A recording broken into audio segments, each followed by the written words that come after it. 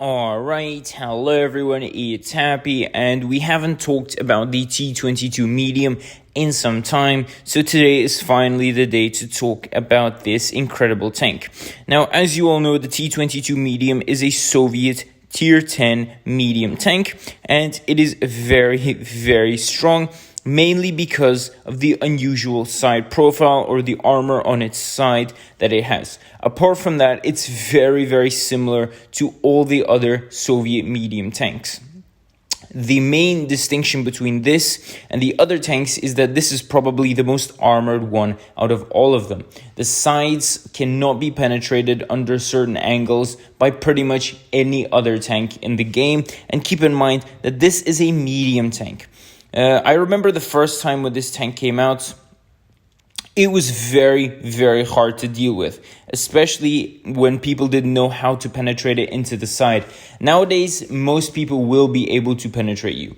But back in the day when this tank first came out, and when this tank was actually pretty rare a few years ago, no one had any idea on how to properly shoot and where to shoot this tank, and therefore playing this tank was just so much joy. This tank was considered super duper OP by a lot of players simply because the side armor was stronger than a lot of other heavy tanks at the time.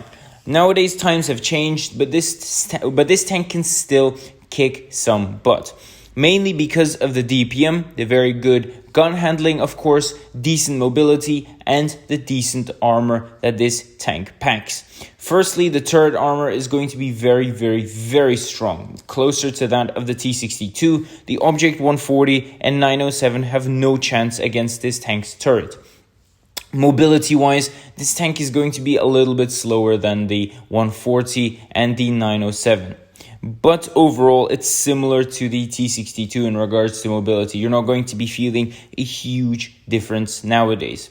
So as I said, the only difference being the gun is a little bit worse compared to all the other Soviet medium tanks. But then again, just a little bit. However, in compensation, it has some good side armor. The front of the tank is, of course, The front of the tank is, of course, similar to that of the IS tanks, so the IS-3 and the IS-7, because it has a pike nose. But to be fair, this doesn't offer the tank a lot of protection. The frontal part, or at least the front of the tank, is going to be slammed through with so much ease, like there's barely any point talking about the frontal armor. Overall, this tank is very, very solid, and I would definitely give it a solid 8 out of 10. So tell me what you guys think about the T-22 medium in the comment section below. And with that, Happy is out, and I'll see you guys next time. Bye-bye.